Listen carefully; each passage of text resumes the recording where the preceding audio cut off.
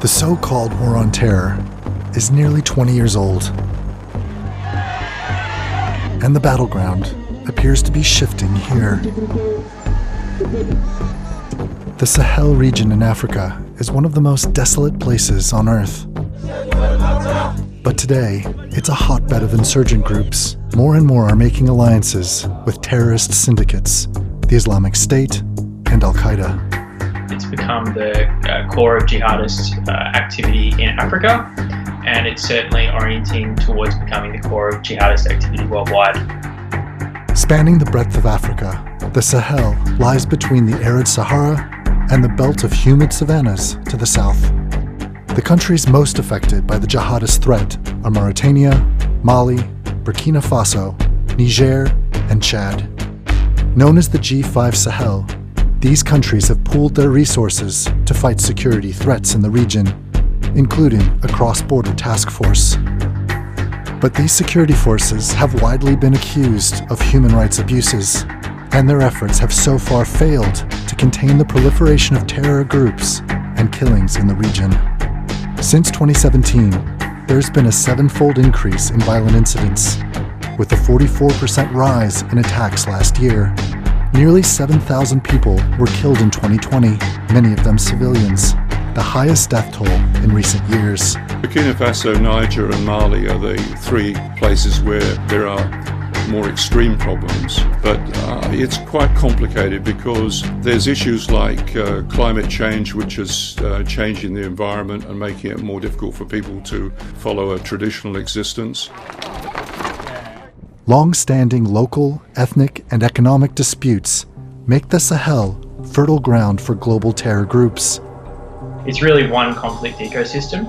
And so with Burkina, with Niger, with Mali and that tri-border area, it's an area I would call the Sahelian fringe. And it's essentially, if you sort of zoom out and look at it on a satellite, it's an area where the vegetation is transitioning from very lush, very farm-rich territory to essentially giving way to the desert. In the Sahel, the temperatures are likely to rise 1.5 times faster than the rest of the world. And also most of the population, 70 to 80% of the population in the Sahel are either farmers or livestock rearers, and they depend on rain-fed agriculture. Farmers, pastoralists, are split along ethnic lines. And what that does is that conflicts over natural resources very easily transform into intra or intercommunity conflicts and take on bigger proportions. So the distribution of resources is increasingly unequal, and because of that we're seeing certain groups based on ethnic identity turning towards militancy. Multinational military efforts are being carried out alongside the G5 Sahel forces, involving the EU, UN, and a French-led mission, Operation Barkhane, which after nearly 7 years is coming to an end. I think the main purpose of the French troops being there is to protect French interests, because like any colonial power, it still has substantial economic interests and political interests in that part of the world. The heavy footprint is almost replicating what they attempted in Afghanistan with that sort of large and conventional counterinsurgency style mission. And really, it's not possible to achieve the objectives they want because it's just not viable in the state that they're trying to achieve it in particular Mali. In May, Mali was shaken by its second coup in less than a year. The new government has suggested it's open to talking with all armed groups in the country. But France, which has 5,000 troops there, doesn't agree. It's now preparing to draw down its military presence. Of course, political instability in West Africa and the Sahel is another issue because, again, that sort of means that you don't get a lot of continuity with government programs, and corruption, of course, is a big issue. France, along with neighboring African states, intervened in 2013 to keep Mali from total collapse. Al-Qaeda had hijacked an independence movement that for decades tried to establish autonomy for the region's indigenous Tuareg people. Jihadist groups are very good at picking up on sort of ethnic unrest or particular insertion points where they can graft to an ethnic struggle and then use that to overthrow governments.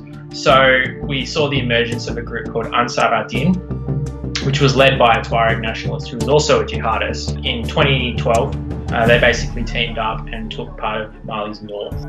And so that is basically where we see a sort of synergy between the Tuareg nationalist movement and this broader jihadist caliphate building project that we saw in 2013. French President Emmanuel Macron has said he's asking Washington and other allies to provide special forces to help fill the counterterrorism void when Operation Barkhane concludes. Nous ferons par étapes, les 6 prochains mois seront consacrés justement à une organisation du passage, si on revoit la carte, de l'emprise Barkhane vers l'emprise Takuba et les partenariats.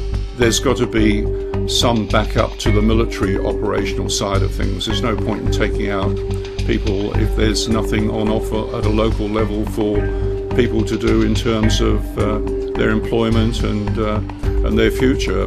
The problem is that militant groups are increasingly popular in the region, and that stems largely because people are dissatisfied with the rollout of governance where they live. And it seems increasingly likely that Mali, as a large state entity, probably could collapse in the next 10 or so years. Long term, they want to establish themselves, they want to establish a caliphate, and they are willing, we know they have not only the desire, but the will to attack the United States and the West.